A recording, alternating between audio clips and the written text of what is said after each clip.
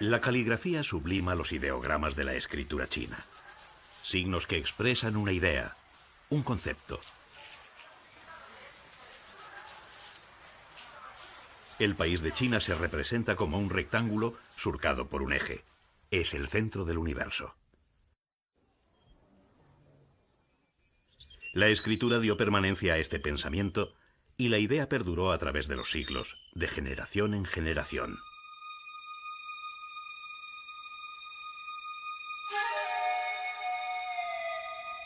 Quizás este estímulo impulsó, en los más antiguos tiempos, a sus habitantes a alcanzar un alto grado de civilización.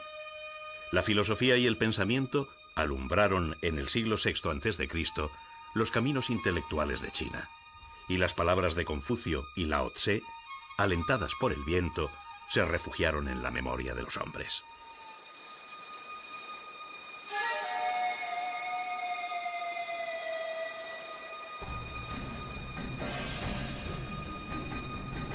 Pero el magnetismo del centro del universo atrajo también las ansias de dominio. Y desde los más ancestrales tiempos, la sabiduría es oscurecida por la sangre. Las aristocracias guerrean por el dominio de China. Los vencedores, para consolidar su poder, necesitan dotarse del prestigio que impida la duda de sus atribuciones. Crean el mito. Al amparo de los temores de los hombres, se vinculan con los dioses. Son los hijos del cielo.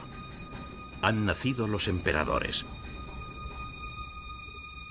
Desde entonces y hasta épocas bien recientes, en China el tiempo se mide por la sucesión de las dinastías.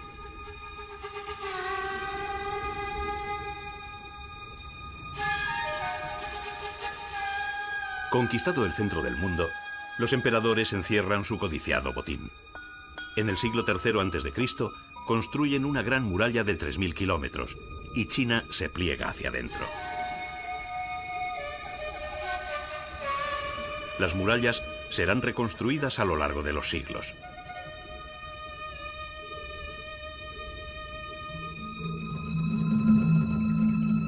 Europa ve en esa lejana tierra del Oriente el ansiado Edén que imaginan los soñadores, pero esconden los misterios.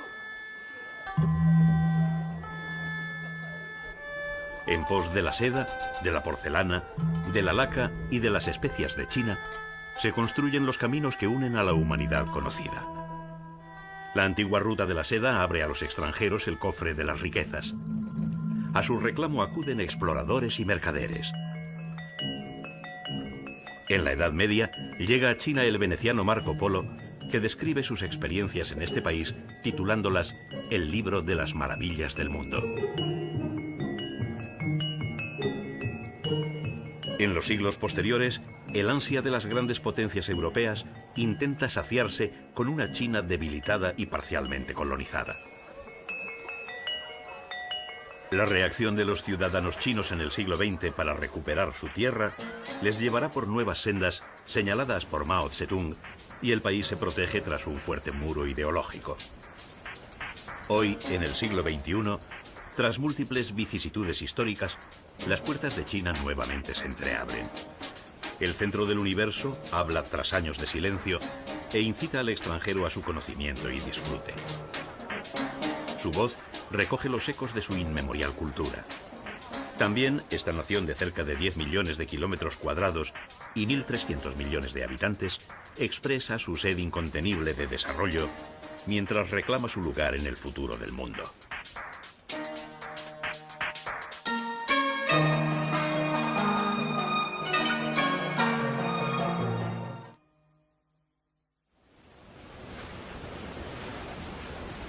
El río Yangtze, o Azul, tiene el privilegio de ser para los chinos, junto al río Amarillo, uno de los dos ríos de la vida. Las aguas de su cuenca fertilizan ingentes tierras y sostienen la economía agrícola de China. Pero cada cierto tiempo el Yangtze abandona el apacible discurrir de su cauce para mostrar que la vida también se surte de inesperadas sorpresas que le hacen deambular al albedrío de desenfrenadas pasiones.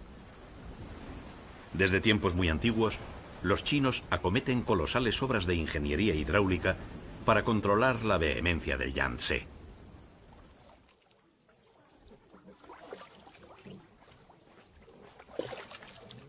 Pacificadas las aguas, una dócil corriente de riqueza inunda de feracidad las tierras.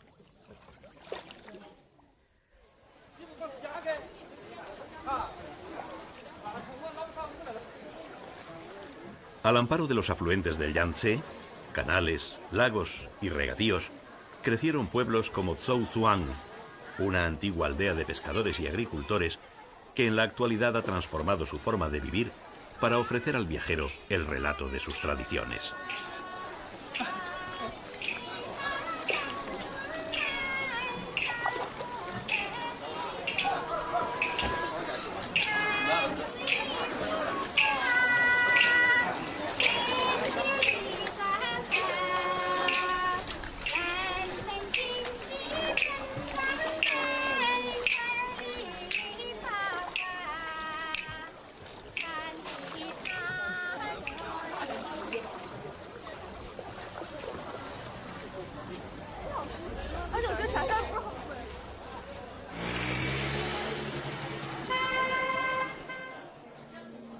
En las casas de Zhouzhuang se puede observar la perfección de las creaciones manufacturadas que componen su ornamentación y mobiliario.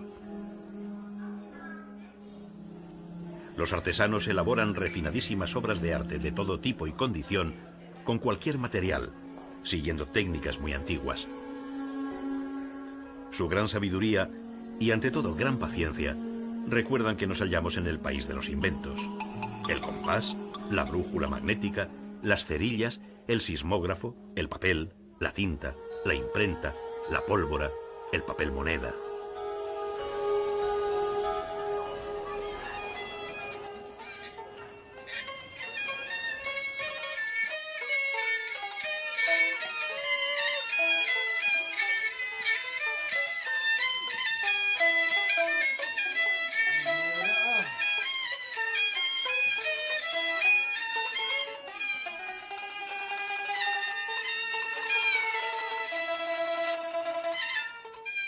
Perdidas en un laberinto de tiempos, las callejuelas de Zhouzhuang susurran los rumores de la vida pasada. El viajero intenta encauzar sus sensaciones entre olores de panecillos, palacios de mandarines, perfumes desconocidos, atmósferas inquietantes, para abarcar lo para él exótico. Lo reconfortante es poder olvidarse de cualquier itinerario, sumirse en el espacio, caminar errante en el dédalo de callejones, dejarse llevar por la corriente de la vida, por el fluir de las aguas.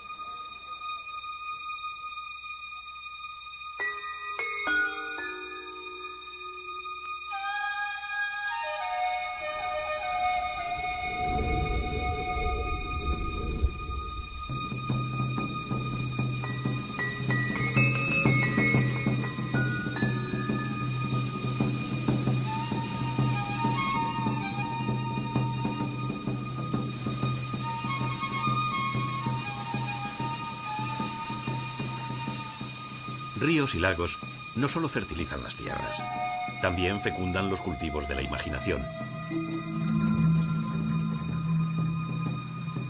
Las aguas armonizan el desasosiego de la inspiración y los artistas representan la vida sublimando la existencia.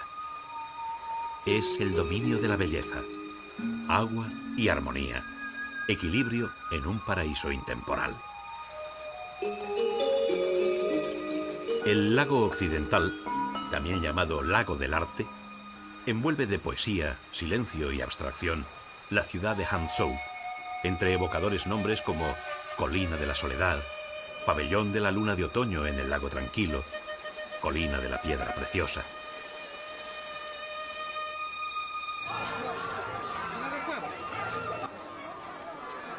Marco Polo, al contemplar Hangzhou, exclamó: «Es la ciudad más grande que se puede encontrar en el mundo, y pueden gozarse en ella tantos placeres que el hombre cree estar en el paraíso».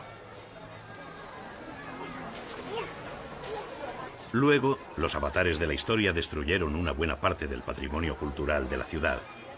Los diversos conflictos del 19, la ocupación japonesa en la Segunda Guerra Mundial y la llamada Revolución Cultural de fines de los años 60, cuando el dogma excluyente se apoderó de la revolución, frustrándola, denostaron la ciudad predilecta de los artistas.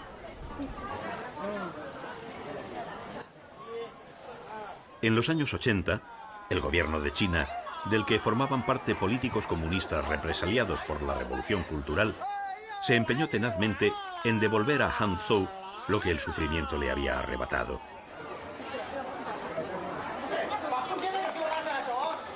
Ciudad de parques, farmacias tradicionales de medicina china, casas de té. Hangzhou recupera su esplendor de antaño y rememora en sus bazares las palabras de Marco Polo. Hay tantos mercaderes tan ricos que hacen un comercio tan grande que ningún hombre acertaría a decir la justa verdad sobre ello.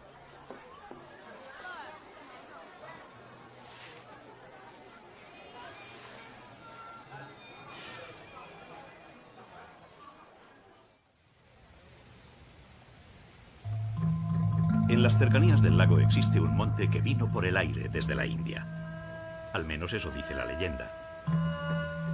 Ya se sabe que lagos y montañas han sido siempre proclives a la fantasía.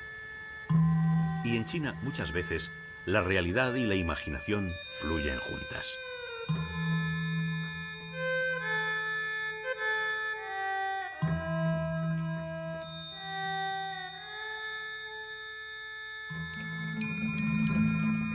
En el Feilai-feng, el monte que llegó volando, la piedra esculpida moldea impresionantes esculturas budistas que verifican la fábula.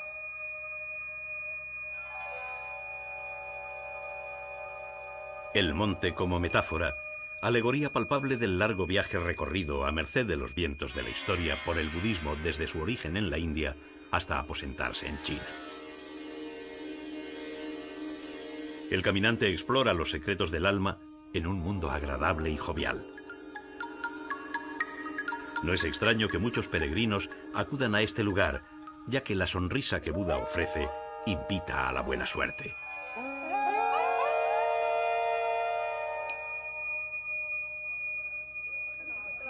Al final del sendero se halla el templo Lingjing, templo del refugio del alma.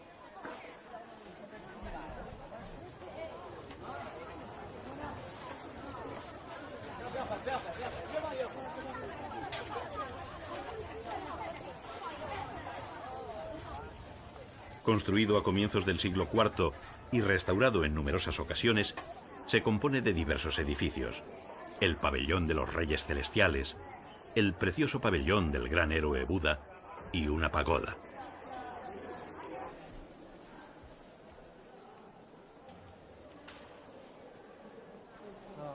El murmullo de las plegarias resuena entre las imágenes de Buda, de la divina Guanyin, diosa de la misericordia, de los guardianes y de los demonios sometidos por un Buda plácido y vencedor.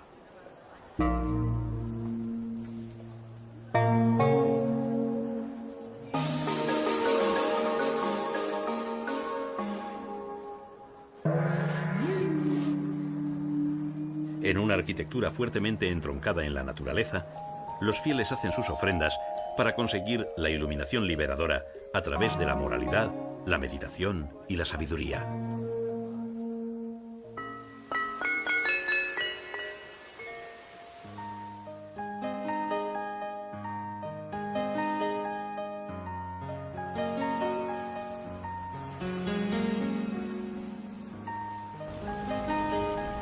El río Yangtze, fatigado tras más de 5.800 kilómetros de camino, recibe, antes de entregar su poderoso caudal al mar, el impulso de los ríos Huangpu y Busong, que le ayudarán a formar un gran delta en la desembocadura.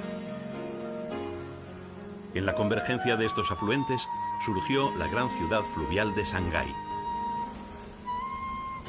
Comunicada a través de sus ríos con el Yangtze, que le abre al interior y al mar, es uno de los puertos más importantes del mundo.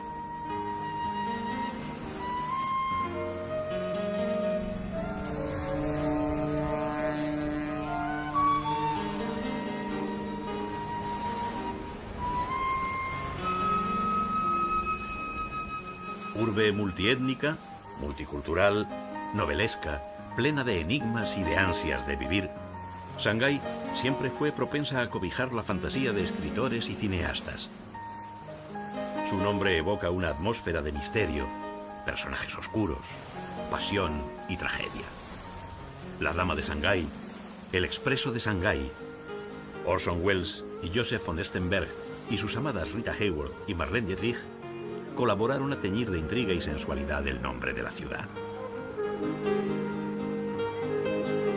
Ficción y realidad se entreveraron en los muelles y en las calles, que guardan la huella de los aventureros sin fortuna, marinos, soñadores clandestinos, revolucionarios, espías, falsos aristócratas, comerciantes, agentes de servicios secretos, gángsters, cantantes, artistas, que vagaron por Shanghái en busca de saciar su insatisfacción de la vida. La ciudad de Shanghái estuvo dividida desde el siglo XIX, tras la derrota de China ante Gran Bretaña en las llamadas Guerras del Opio, hasta la Segunda Guerra Mundial, en tres partes: la concesión francesa, la internacional, británicos, estadounidenses y japoneses, y la periferia, donde residía la mayor parte de la población autóctona. La aduana de Shanghái durante este periodo queda bajo el mando de los extranjeros, que tienen su propia policía y solo pueden ser juzgados por las autoridades de sus respectivos países y no por la justicia china. La etapa colonial fue especialmente amarga para los ciudadanos chinos de Shanghái. A comienzos del siglo XX, en uno de los jardines de la ciudad, el parque Huangpu, podía leerse un oprobioso cartel que prohibía la entrada en el recinto a perros y a chinos.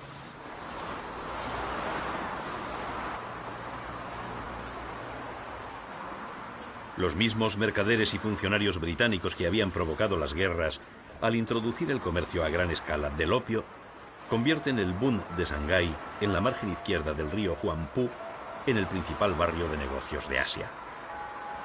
Se construyen lujosos edificios amalgamando los estilos arquitectónicos más vanguardistas del momento.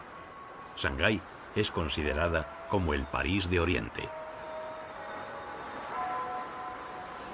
Las tres primeras décadas del siglo XX se convierten en los años más convulsos de la ciudad. Entre casas victorianas, rascacielos, bancos, lujosos hoteles, salas de fiesta, se mueven intriga, dinero, violencia y la asombrosa cantidad de 30.000 prostitutas, muchas de ellas confidentes o agentes secretos.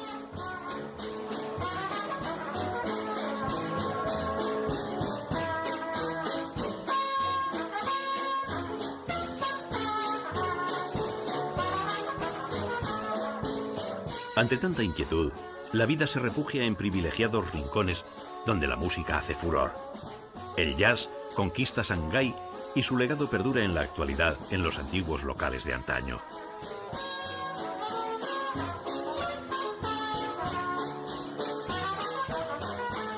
Orquestas chinas de gran prestigio internacional amenizan las veladas de Shanghái. El jazz cura las heridas de la época colonial, vinculando la ciudad del pasado con la del esperanzador futuro.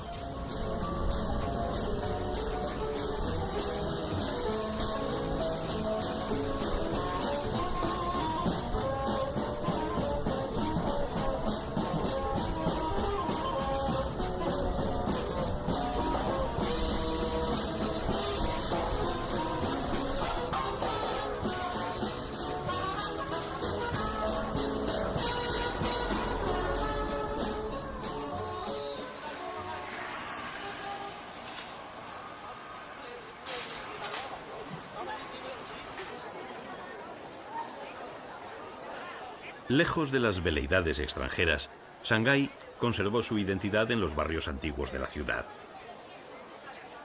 En lugares como el Jardín Yu, también llamado del Mandarín, se reunían sociedades secretas como la de los Puñales, que fraguaron diversas rebeliones contra el dominio de las potencias de Occidente. El jardín, al margen de conspiraciones pasadas, es un remanso de paz. Dragones, que simbolizan la buenaventura, animales mitológicos, guerreros ancestrales, protegen el recinto.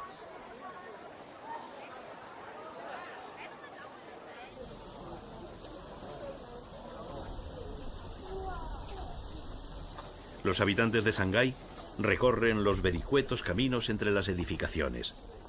El jardín, como la vecina casa de té en medio del lago, ha tenido sumo cuidado en dotarse de un diseño zigzagueante que les libra de los espíritus malignos, ya que, según dice la tradición, estos solo pueden desplazarse en línea recta.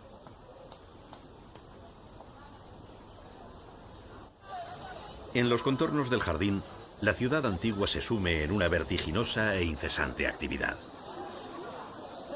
El templo de los dioses de la ciudad, convenientemente restaurado, se ha transformado en un gigantesco bazar donde se encuentran raigambre y modernidad.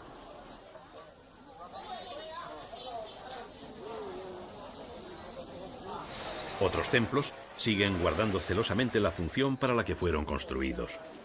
El templo del Buda de Jade es el más importante de Shanghái.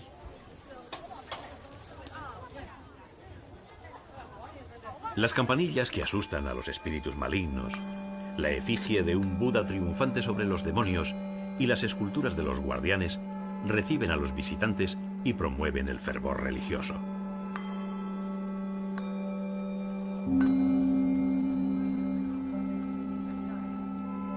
En las plantas superiores, los dos Budas de jade que dan nombre al templo.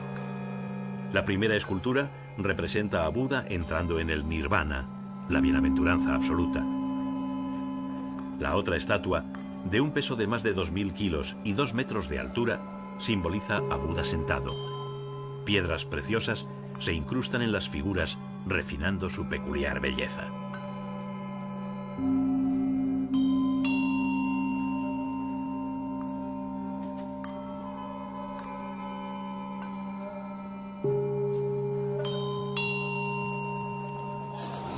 Los barrios tradicionales de Shanghái mantienen a duras penas su fisonomía ante el amenazador empuje de la modernización.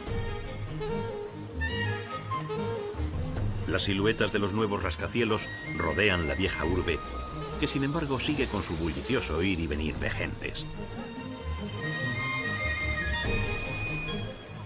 Una vida traslúcida entre casas de madera, especias, aromas, ajetreo, que se refugia entre las esquinas de la nueva arquitectura.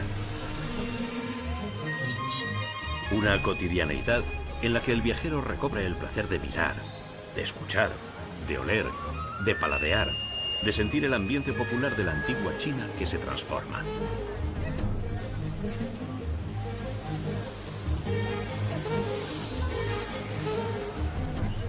El ansia de futuro también intimida a los antiguos barrios europeos de la ciudad.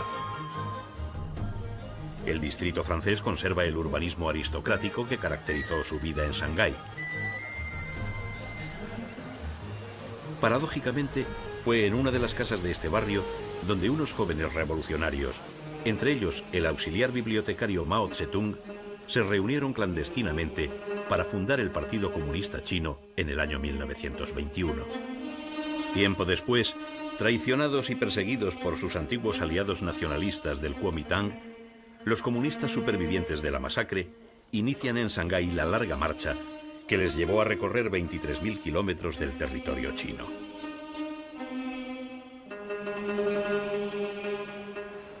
Hoy, el barrio francés se adecua a los nuevos tiempos y las antiguas casas albergan locales de moda, restaurantes, cafés, bares nocturnos que le han convertido en la zona más cosmopolita de la ciudad.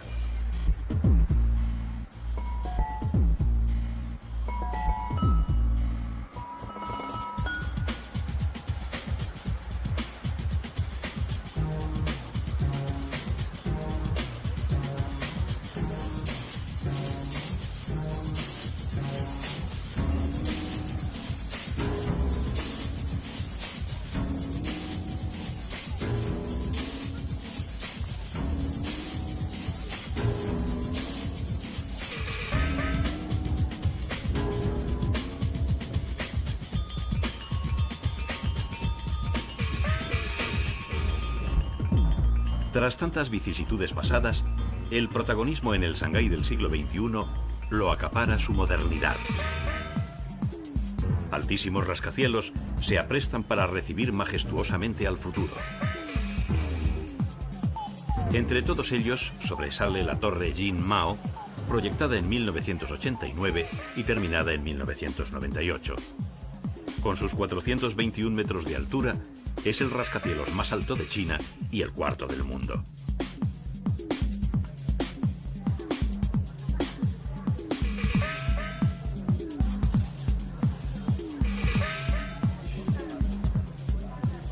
Pero si hubiese que destacar un solo edificio que caracterizase el nuevo Shanghái, ese sería la Perla de Oriente, una torre de comunicaciones con un diseño tan futurista que confunde al que lo observa, trasladándolo al vértigo de una nueva galaxia.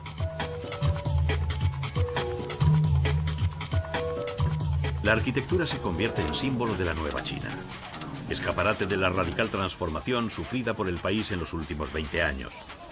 Las nuevas generaciones ven con normalidad lo que las antiguas contemplan con incredulidad y sorpresa. El asombro no termina ahí. Shanghái tiene el tren de más alta velocidad del mundo. Ayudado por el magnetismo de sus vías, los vagones prácticamente vuelan.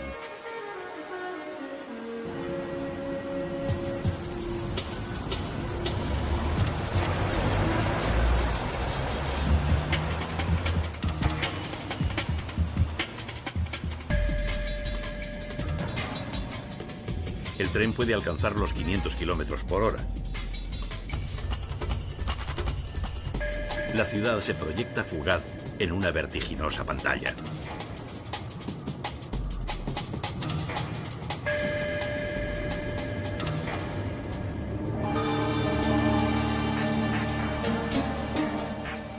La universalidad de Shanghái no ha menoscabado su carácter, y sus antiguas calles guardan el legado de sus remotas tradiciones junto a la contemporaneidad más radiante.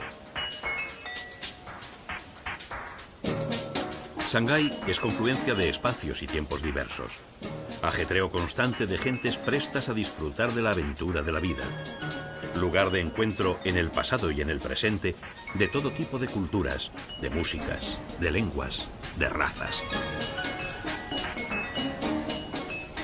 Shanghái, ciudad de ciudades.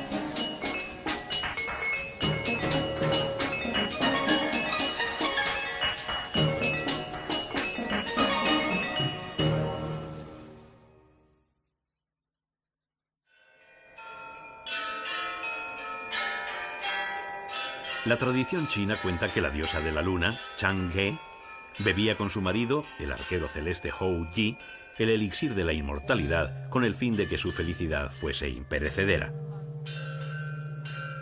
En ausencia de su esposo, unos hombres le exigieron que les entregase el mágico licor.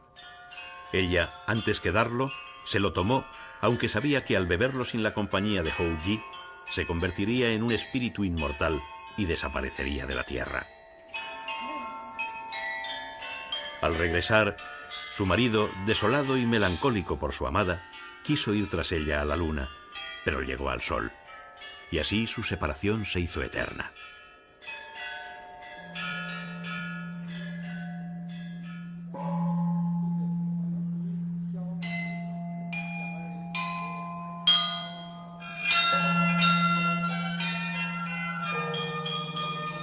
Igual que la luna y el sol, que la diosa Chang'e y Hou Yi, la civilización europea y la china parecen mirarse permanentemente sin poder superar el abismo existente entre ellas.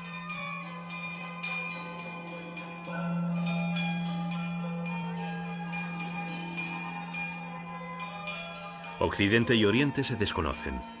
Ambos mundos tienen distintas formas de ver la vida, diferentes filosofía, cultura, arte, tradición, medicina, calendario, y siempre se ignoraron. Se tuvieron miedo, se encerraron en sus afanes de superioridad excluyente, y la humanidad perdió la oportunidad del conocimiento, de superar la ignorancia, de poseer una cultura diversa, plural, plena.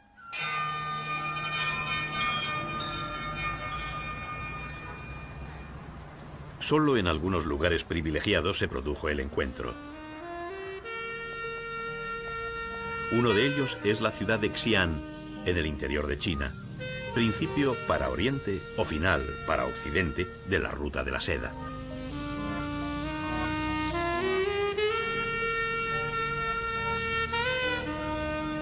Xi'an guarda la esencia de China.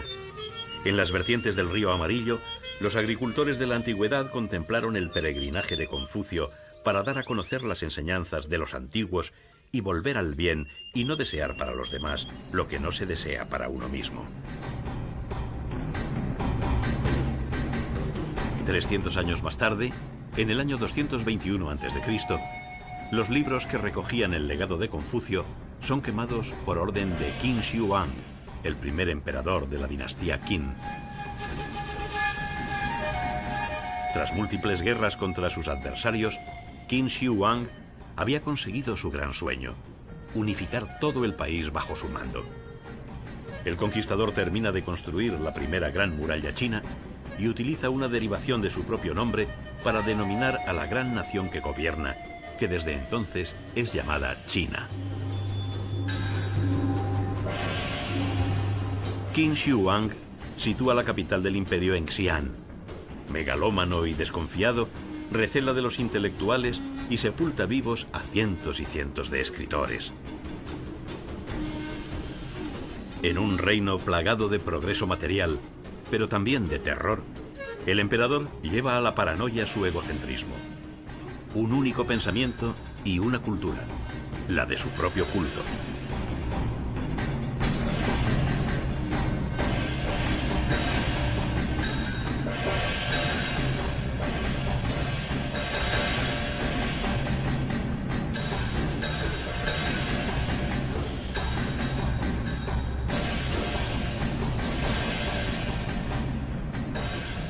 La búsqueda de la inmortalidad obsesiona a Qin Shi Huang, que durante toda su vida sufre la agonía de intentar disfrutar, como la diosa de la luna y el arquero celeste, del elixir de la vida. Con solo 13 años, ordena construir su propio sepulcro y manda esculpir y enterrar en la tumba miles de soldados de terracota, todos diferentes, para que mostrasen su poder en el más allá y asegurasen su retorno del mundo oscuro.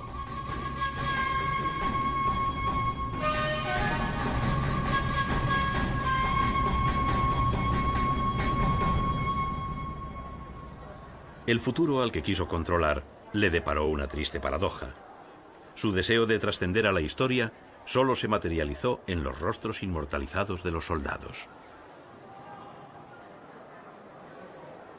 Esculpidos a tamaño prácticamente real, con alturas de entre 1,80 y 1,95 de alto, las manos y los rostros se particularizan, mientras que para los cuerpos se utilizan moldes según las funciones que cumplían: generales, arqueros, aurigas, funcionarios.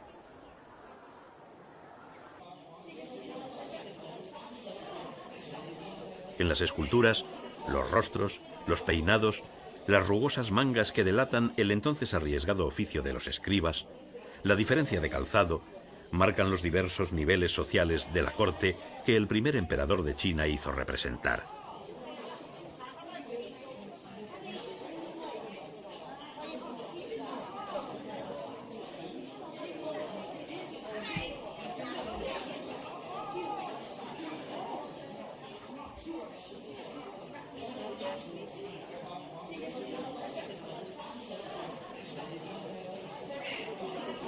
Numerosos arqueólogos de todo el mundo trabajan en la actualidad restaurando las figuras, preservando los colores, rescatando con paciencia, limpiando con esmero hasta los más nimios detalles.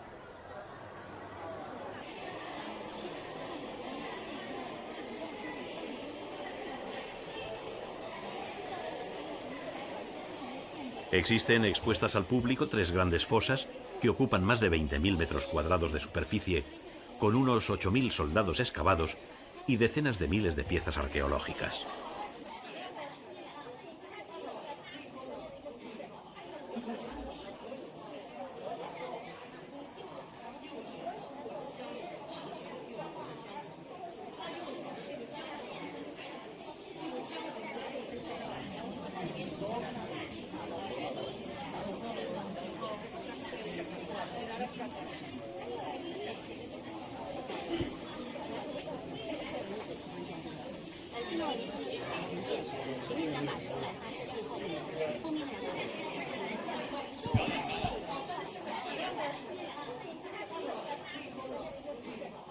Desaparecida bajo la tierra durante cerca de 2200 años, esta singular maravilla, su resurrección fue posible gracias a las manos de unos campesinos de la zona que en el año 1974 excavaban un pozo.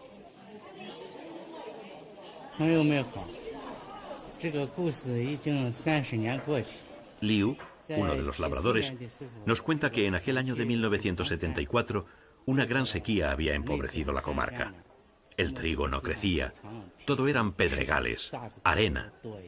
Pero un día, intentando excavar un pozo, encontraron tierra roja muy dura. Pensando que habría agua, siguieron trabajando y al tercer día descubrieron un trozo de una figura de barro. Creyeron que era un templo de los dioses, pero luego encontraron algunas armas de bronce. Podían haberlo vendido, pero consideraron que su deber como campesinos era entregarlo a las autoridades para legarlo al país.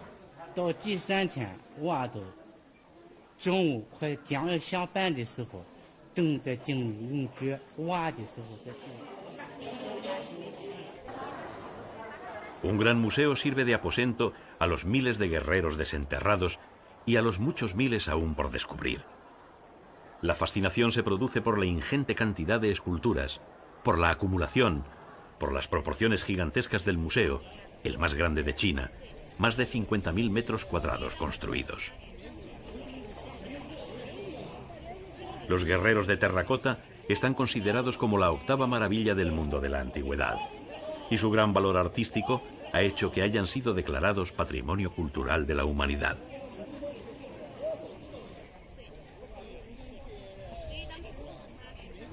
A lo largo de los siglos, Xi'an alterna épocas de gran esplendor con silencios y olvidos en los que duerme sumida en pasados sueños de mitos y fábulas. La torre de la campana, a cuyo sonido se abrían al amanecer las puertas de las murallas, rememora con sus graves tañidos los avatares de la historia.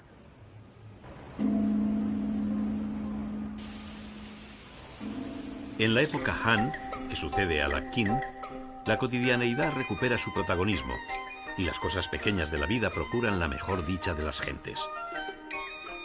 En esta era se elabora la teoría de los 5 sabores en la cocina: dulce, amargo, picante, salado y ácido.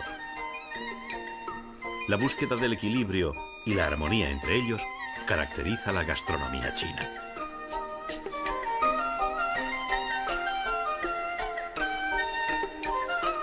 Siguiendo la tradición del confucianismo, se usan palillos en lugar de tenedores o cuchillos para no herir los alimentos. Y la pasta, esta masa de harina que transformada en fideos, macarrones, ravioles, canelones, espaguetis, se convierte en suculenta comida, es, según dicen los chinos, un invento propio que a través de las rutas comerciales llega a Italia y desde allí se populariza en Occidente. Dudar de que ello fue así es para los habitantes de China una demostración de incultura.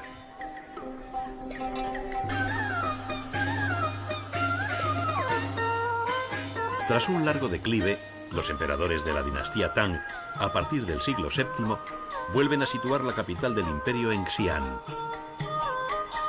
La ciudad se convierte en el vértice de una China extensísima que ha añadido a sus dominios tradicionales los territorios de Siberia, Corea, Afganistán y Vietnam.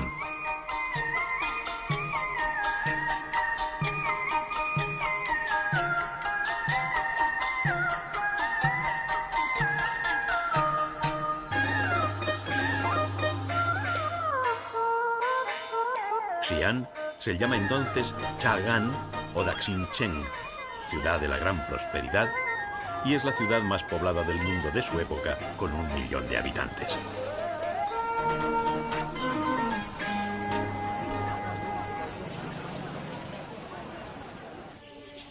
Lo que ampara la gran riqueza de la ciudad es el comercio, el intercambio de mercancías, de ideas, la mezcolanza.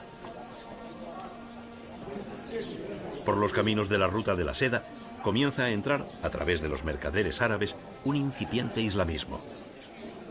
La mezquita de la conversión consciente es el lugar de encuentro de los creyentes islámicos de Xi'an, unos 30.000 vecinos.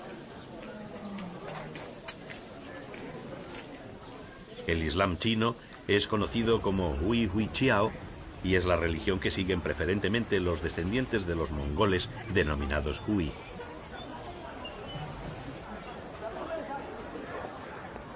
Esta minoría étnica agrupa a unas 100 millones de personas en todo el país.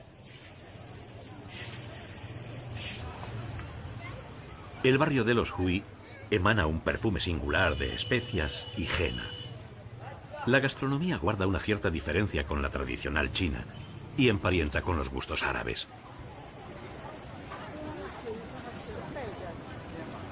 Olores y sabores diferentes en un laberinto de calles con un cierto halo de zoco árabe, pero tamizado por las costumbres chinas. Curiosa simbiosis plena de tenderetes donde se pueden hallar pintorescos objetos y antigüedades de gran valor.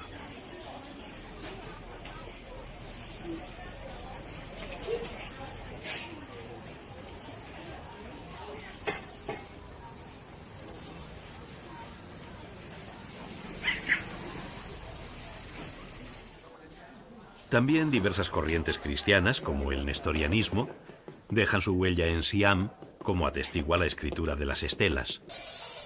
Pero es el budismo, arraigado desde tiempos muy antiguos en la India, el que se abraza indeleblemente a China. Conocido con anterioridad por los chinos, es en la época Tang cuando alcanza su máxima expansión, prendiendo definitivamente en sus sentimientos. Sabiduría, moralidad, meditación, introspección son puntos de encuentro con el confucianismo y fundamentalmente con el taoísmo, por lo que el budismo en China se particulariza en el sincretismo con estas ideologías. La pagoda de la Gran Oca Salvaje se construye para homenajear el regreso del monje chino Xuanzang de su solitario peregrinaje a la India. Vuelve a China repleto de estatuas, manuscritos y reliquias. Pasará el resto de sus días traduciendo los textos de las cerca de 1000 obras que ha traído de su viaje. La Gran Pagoda pronto se erige en la más relevante escuela de traductores de textos sagrados de China.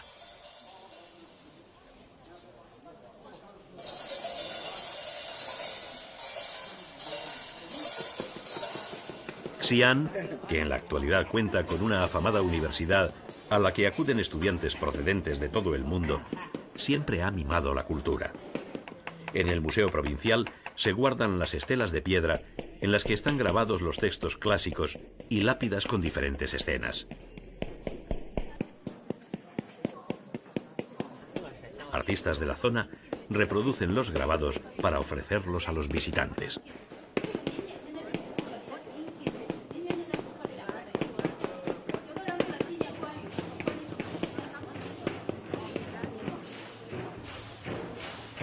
La Torre del Tambor, construida como la de la campana a fines del siglo XIV, ordena con sus sones el cierre de la muralla al atardecer.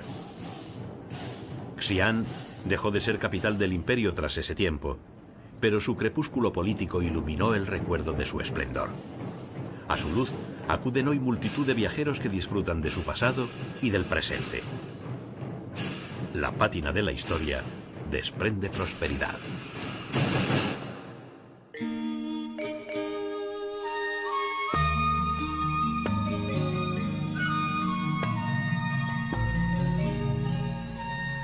Pekín, Beijing, es inmenso.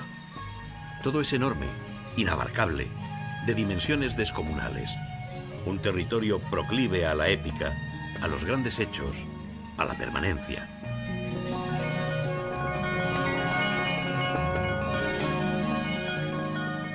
Ya Marco Polo, al atravesar el puente que hoy lleva su nombre, se quedó asombrado por la longitud y anchura de sus arcos, por la magnitud del río, por la cantidad de gentes que lo cruzaban.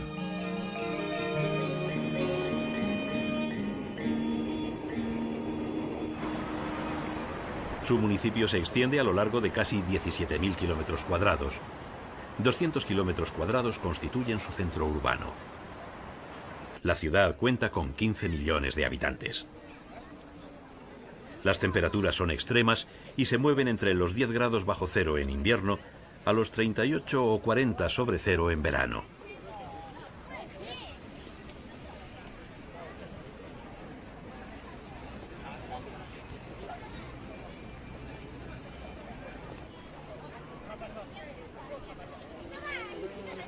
Estos contrastes han determinado la idiosincrasia de la ciudad, que parece resumirse en la plaza Tiananmen, concreción de todas las proporciones, síntesis de todas las historias.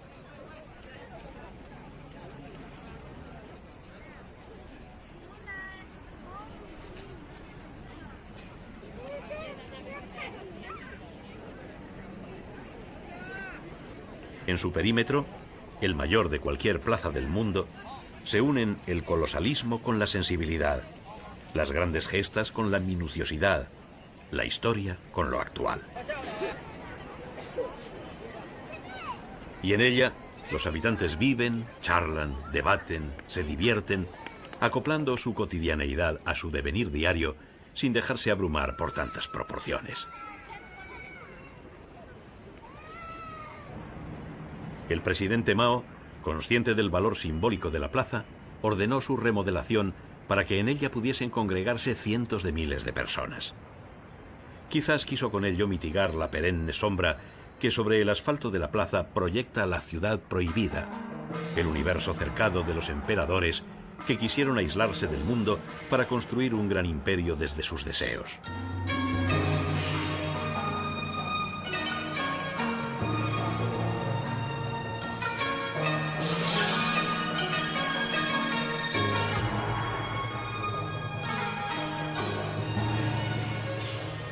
Autodenominados hijos del cielo, se refugiaron en un recinto de apariencia sacralizada, donde la ceremonia y los grandes fastos irradiaban la inmensidad de su poder.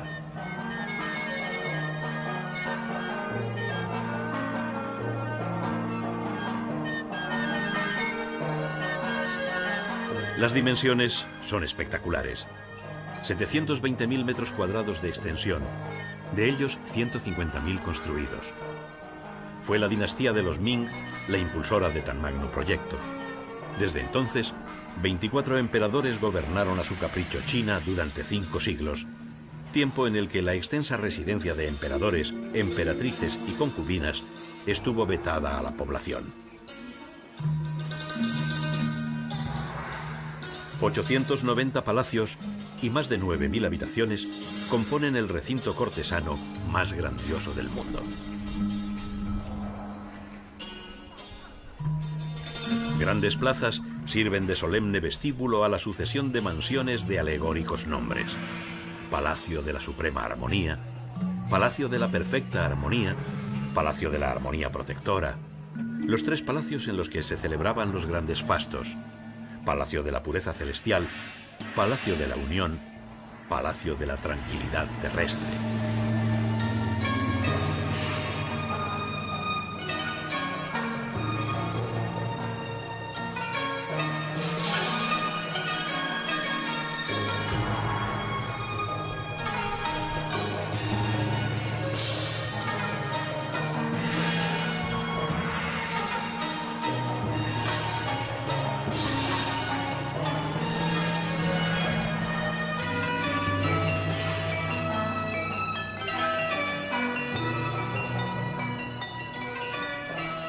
En los jardines, expertos artesanos conjugaron naturaleza y mitología para crear un ambiente agradable, inmerso en espacios misteriosos y enfáticos que recuerdan su pertenencia a los dominios del omnipotente emperador.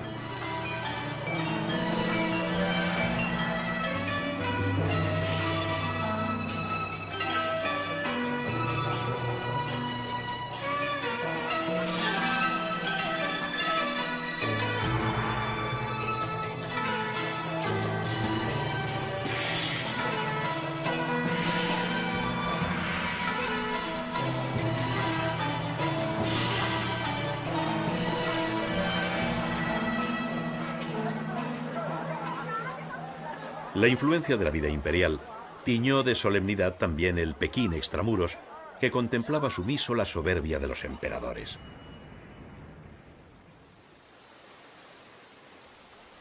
Pero los tiempos cambiaron. La neblina que envuelve en los principios del invierno de Pekín el Palacio de Verano contagia la melancolía sentida por la emperatriz Cixi al ver cómo la inmensidad de su poder imperial se derrumbaba.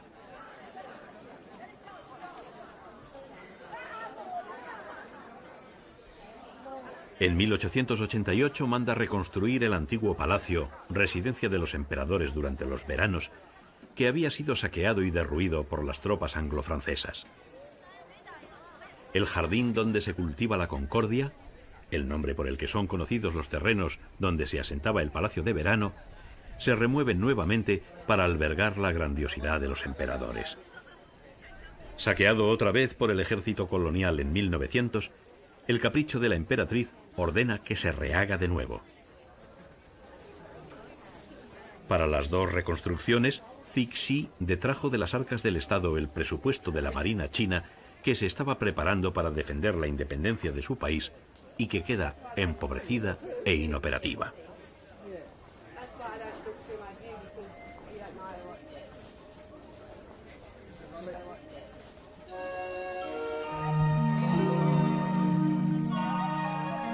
En el lago del palacio, desde un espejo situado en el barco de piedra, a la emperatriz le mareaba navegar, Cixi contempla las aguas e imagina conquistar los mares, remontar los tiempos, mientras su mirada nostálgica se pierde en la montaña cercana, la colina de la longevidad milenaria.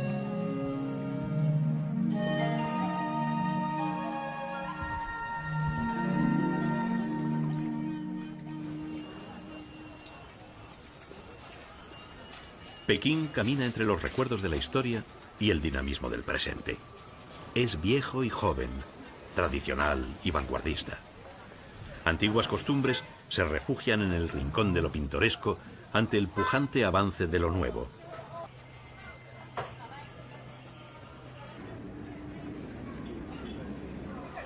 Los rickshaw se adecuan a los tiempos para que con su pedalear los turistas puedan adentrarse en los callejones tradicionales de la milenaria Pekín.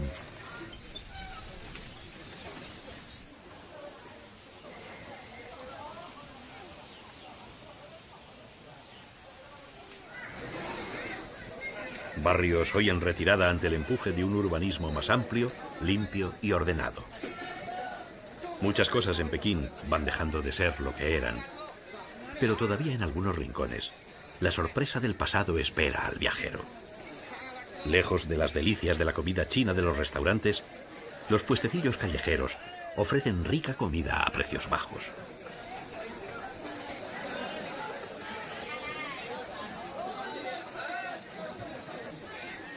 En los tenderetes, además de apetecibles productos, se encuentran otros como escorpiones, insectos, caballitos de mar o serpientes, que originan confusión y extrañeza en los extranjeros.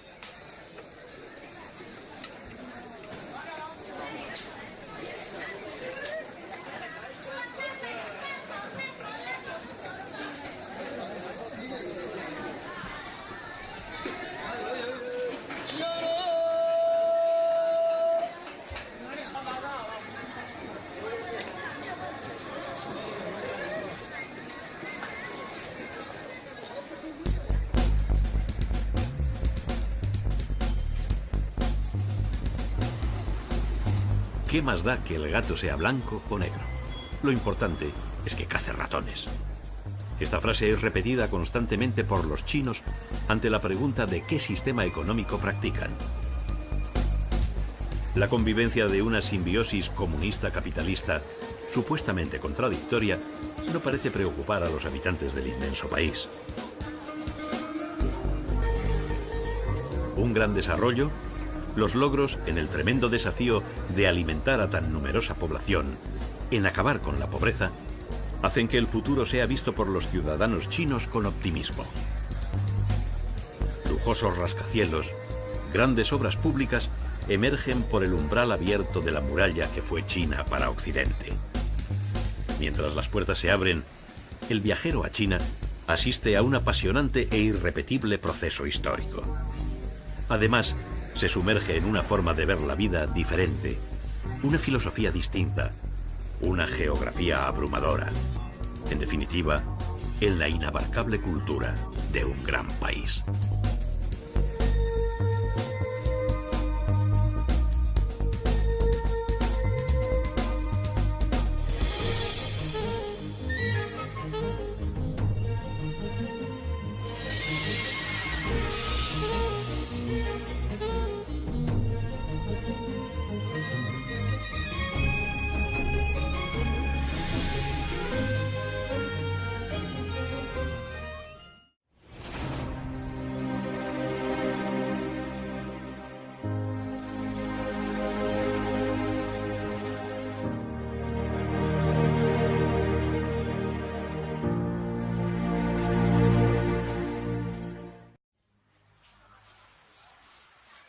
La caligrafía sublima los ideogramas de la escritura china.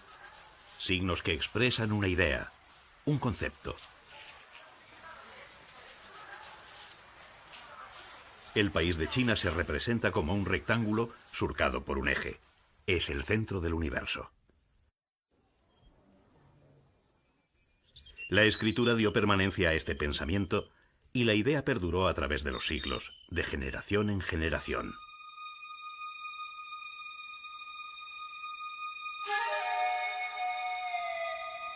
Quizás este estímulo impulsó, en los más antiguos tiempos, a sus habitantes a alcanzar un alto grado de civilización. La filosofía y el pensamiento alumbraron en el siglo VI a.C. los caminos intelectuales de China, y las palabras de Confucio y Lao Tse, alentadas por el viento, se refugiaron en la memoria de los hombres.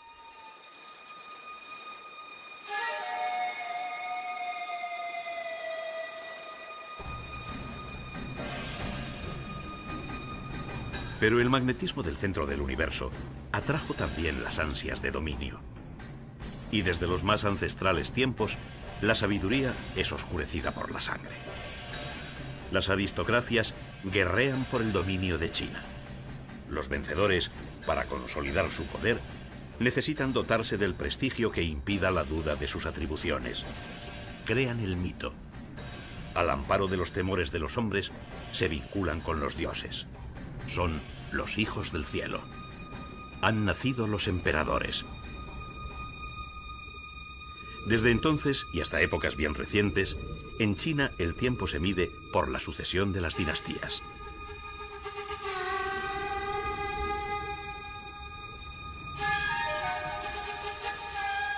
Conquistado el centro del mundo, los emperadores encierran su codiciado botín. Se puede observar la perfección de las creaciones manufacturadas que componen su ornamentación y mobiliario. Los artesanos elaboran refinadísimas obras de arte de todo tipo y condición con cualquier material, siguiendo técnicas muy antiguas. Su gran sabiduría y, ante todo, gran paciencia recuerdan que nos hallamos en el país de los inventos. El compás, la brújula magnética, las cerillas, el sismógrafo, el papel, la tinta, la imprenta, la pólvora, el papel moneda.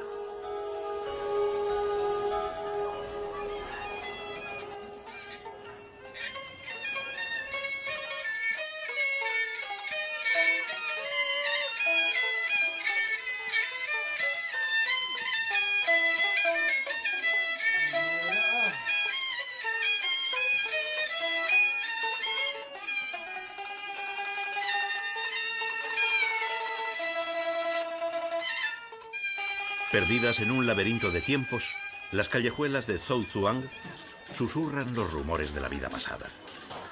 El viajero intenta encauzar sus sensaciones entre olores de panecillos, palacios de mandarines, perfumes desconocidos, atmósferas inquietantes, para abarcar lo para él exótico. Lo reconfortante es poder olvidarse de cualquier itinerario, sumirse en el espacio, caminar errante en el dédalo de callejones, dejarse llevar por la corriente de la vida, por el fluir de las aguas.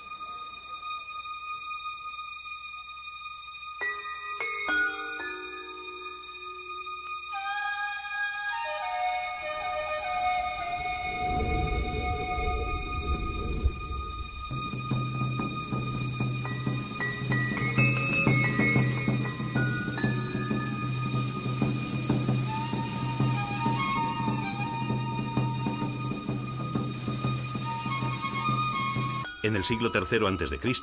construyen una gran muralla de 3.000 kilómetros y China se pliega hacia adentro. Las murallas serán reconstruidas a lo largo de los siglos.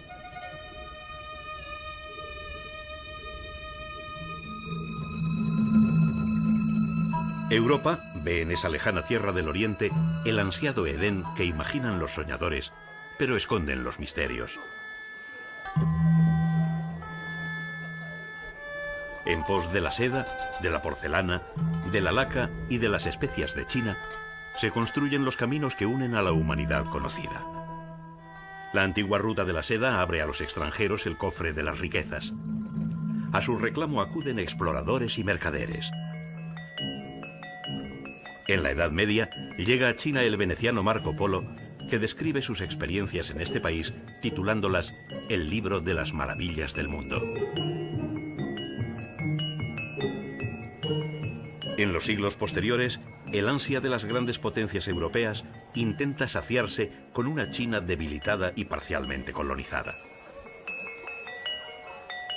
La reacción de los ciudadanos chinos en el siglo XX para recuperar su tierra les llevará por nuevas sendas señaladas por Mao Zedong, y el país se protege tras un fuerte muro ideológico. Hoy, en el siglo XXI, tras múltiples vicisitudes históricas, las puertas de China nuevamente se entreabren. El centro del universo habla tras años de silencio e incita al extranjero a su conocimiento y disfrute. Su voz recoge los ecos de su inmemorial cultura. También esta nación de cerca de 10 millones de kilómetros cuadrados y 1.300 millones de habitantes expresa su sed incontenible de desarrollo mientras reclama su lugar en el futuro del mundo.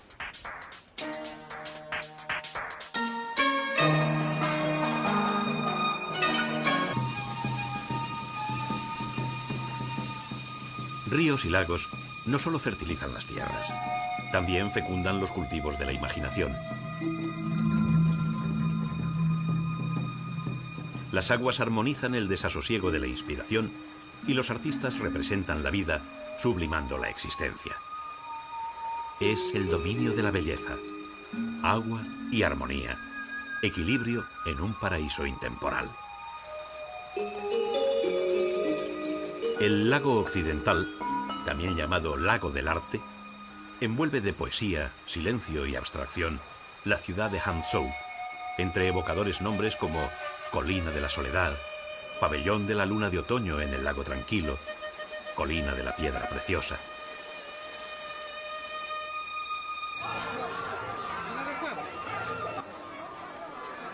Marco Polo, al contemplar Hangzhou, exclamó: «Es la ciudad más grande que se puede encontrar en el mundo, y pueden gozarse en ella tantos placeres que el hombre cree estar en el paraíso».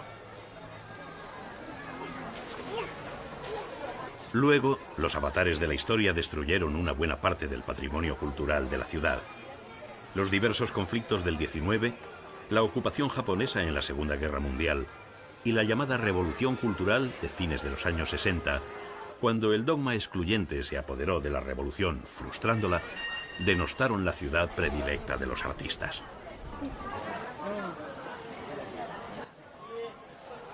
En los años 80, el gobierno de China, del que formaban parte políticos comunistas represaliados por la revolución cultural, se empeñó tenazmente en devolver a Hangzhou lo que el sufrimiento le había arrebatado.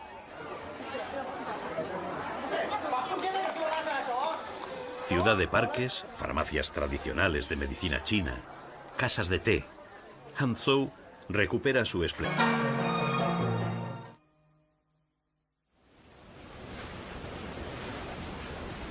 El río Yangtze, o Azul, tiene el privilegio de ser para los chinos, junto al río Amarillo, uno de los dos ríos de la vida. Las aguas de su cuenca fertilizan ingentes tierras y sostienen la economía agrícola de China.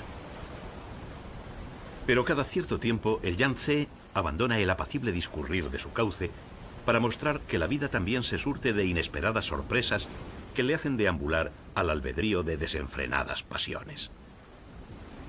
Desde tiempos muy antiguos, los chinos acometen colosales obras de ingeniería hidráulica para controlar la vehemencia del Yangtze.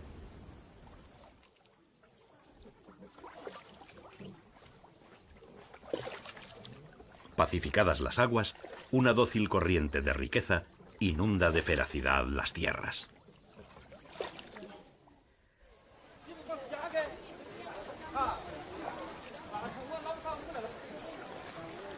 Al amparo de los afluentes del Yangtze, canales, lagos y regadíos, crecieron pueblos como Zhouzhuang, una antigua aldea de pescadores y agricultores que en la actualidad ha transformado su forma de vivir para ofrecer al viajero el relato de sus tradiciones.